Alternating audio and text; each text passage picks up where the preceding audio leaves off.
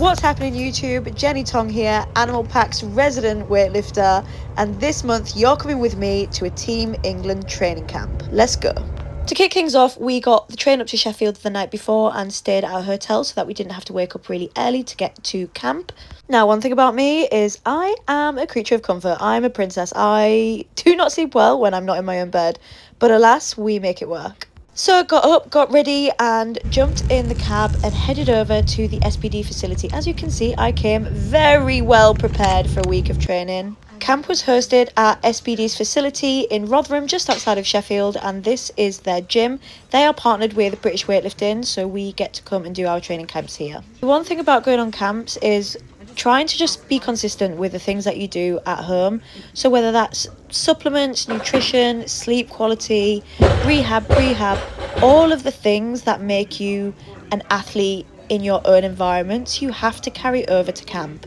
It's often really tempting to just see it as X amount of days where you just go really heavy and you show off, blah, blah, blah, blah, blah. But in actual fact, it's the opportunity for you to go into full athlete mode. Getting on top of your nutrition, your hydration, your supplements, being consistent with your rehab, your prehab, spending time with the national coaches and getting technical eyes on you, and of course, team building. It's all part of the camp experience. My plan for this camp wasn't really to go heavy at all. I wanted to utilise this opportunity to get technical feedback from the coaches and not necessarily worry about going too heavy, so that I could really focus on implementing any technical changes that were discussed. The way the camp works, there are 2 sessions every day, and given I only train one day, I decided to split both sessions, and that meant I was also able to recover a lot more and not just try and do too much in those 2 sessions. So I decided to use the first session as a primer. The focus was leg drive and power output. So I had push presses, which I then superset with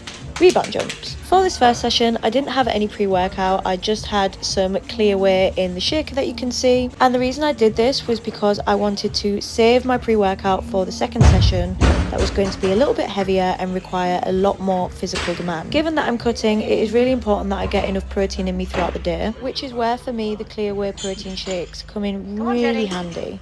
Honestly, I think without the Clearway protein shakes, I would struggle to hit my protein macros for the day. But that's maybe one to ponder for another time. Anyway, I finished with a 74 kilo single and then headed up for lunch.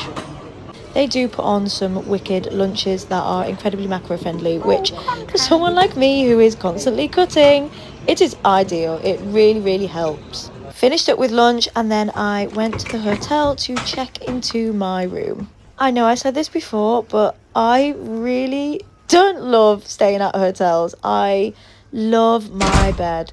So as, you know, nice as it is to go and stay at a hotel, I'm a creature of comfort, and I can't lie, I was already thinking about getting back to my bed. And I know what you're thinking.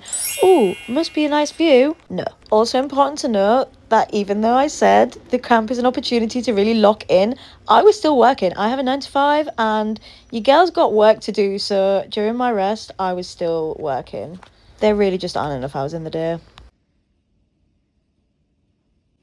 So tired. I'm so tired. And that tiredness can mean it's time for one thing and one thing only, ladies and gentlemen. That is right, pre-workout fury. Now, let me tell you about pre-workout fury. This, for me, is the gold standard of pre-workout. I love pre-workout fury. 350 milligrams of caffeine without the kind of tingles and sweats that you often get with other brands of pre-workout. Then it was time to head back down to the gym, but on my way to the gym, I spotted something out the corner of my eye. What is that? What is that? It's your girl. Look at how good this is. And I know this is a sidebar, I'm sorry, but little me would be so proud of me right now. I often ask myself, would my younger self think my present self was cool? And seeing this made me think, do you know what? Yeah, I did that. That's me. I have worked so hard to achieve and overcome the things that I have, and this was just a really nice reminder that it's all worth it. Anyway, less of that and back to training. For the second session, I had block power cleans. Now, fun thing about me, I hate powers in any form. Power clean, power snatch, dislike very strongly. And to be honest, I think they dislike me back. But whatever, I had my pre-workout in me and I was ready to graft. The plan was to work up to a heavy double followed by a heavy single. So I did my doubles at 85 and worked up to a single at 91. Also, can we all acknowledge this bomb lighting, please and thank you. After dinner, it was time for some downtime, so I managed to rub a few of my teammates into a face mask and movie night. This also included tea and dark chocolate. We're really living life on the edge. Day 2 rolled round and I did actually kick things off with a pre-workout. Didn't sleep amazingly and I really just felt I needed a kick up the backside, to be honest. And thank the Lord I was prepared and brought my whole tub because I needed it. I mean, watch what I do here. You can really tell I'm tired when I try and put the shaker lid on the tub itself. The plan for this session was to do some snatch tech. This included pauses into a hang, all under the watchful eye of head coach Dave Sawyer, and that's the guy to the left. The snatches themselves felt fine, but I don't know, something didn't feel right with my thumbs. More on that later. If in doubt, just dance and pretend that everything's fine, I guess. So, of course, I put my pulling straps on and continued, because what else are you supposed to do? I was really happy with how these were moving. I felt fast, I felt sharp, technically everything felt very comfortable. And at this point, the pre-workout was kicking in, and Lord, was I glad, because when I first picked up the barbell, it felt heavy, and that is when you know you are tired. No session is complete until you do your accessories, which for me always includes core. Day 3 in the Big Brother house, and I'm looking wham. This session was jerk focused, so I was doing a power jerk complex. Now I love jerks, some people don't, but I have always really enjoyed them, and I think it's down to the fact that I am more of a power based athlete than a raw strength based athlete. On the bar I have 83 kilos, but I did work up to 93 kilos. And because it's me, there was a little bit of drama. Again, we will address that another time. So when I got back to the hotel, I put on the high price Normatec compression boots, because let's just say my knees weren't feeling great.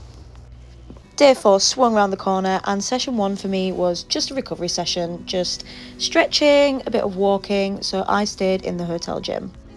Nothing fancy schmancy, alright, nothing to write home about. That also meant I had plenty of downtime before heading over to lunch. I don't know if it's just me, but when I have an actual meal for lunch, I get so tired, so I did have a pre-workout to get me through the next session. But before I went down for lunch, the team at SBD asked me to sign the picture of myself on their poster wall. How sweet is that? Honestly, moments like this feel so surreal. Back into the gym, and it was time for a protein shake. I'd gone quite carb heavy for breakfast, where I usually tend to have protein, and I realised I hadn't quite hit my macros by that point in the day, which is why I find having the Clearway protein shake so handy, because it is just like drinking juice and I still get in all my macros. Also, one thing to note about camp is it is not just all about yourself, it is a team building, bonding experience, so cheering your teammates on is really important. The final session of camp was just accessories for me, predominantly upper body and back. The reason is also that my knee wasn't shamazing, but again, we'll talk about that another time. Also, while I'm here, I just want to talk about how humbling strict press really is. It's one of those movements that I kind of love to hate, or hate to love. I haven't quite figured it out yet. Maybe one of the goals I should have set myself this year was a strict press target. Anyway, remember earlier on in the video when I mentioned that my thumb didn't feel right? Yeah, so I actually woke up and it was double the size, and I couldn't grip a bar. So that was fun. More on that to come. Quick BTS of Nurin using the boots there, and then I was on to more strict press. Yes, I am strict pressing in my UGG boots, and no one can tell me nothing. Life is too short to not strict press in UGG boots, and that's all I'm going to say on that. Anyway, I promise I did actually do more in this session. I did some back hypers, I did some flies, and I also took my creatine. I always carry the tub of creatine chews around with me, and I always have them at the end of my session, and that's just become routine now, so I don't forget. I then did some stretching, packed up my stuff, and headed back to London, ready to face reality and find out what happened to my knee. That's the one. How long does the tube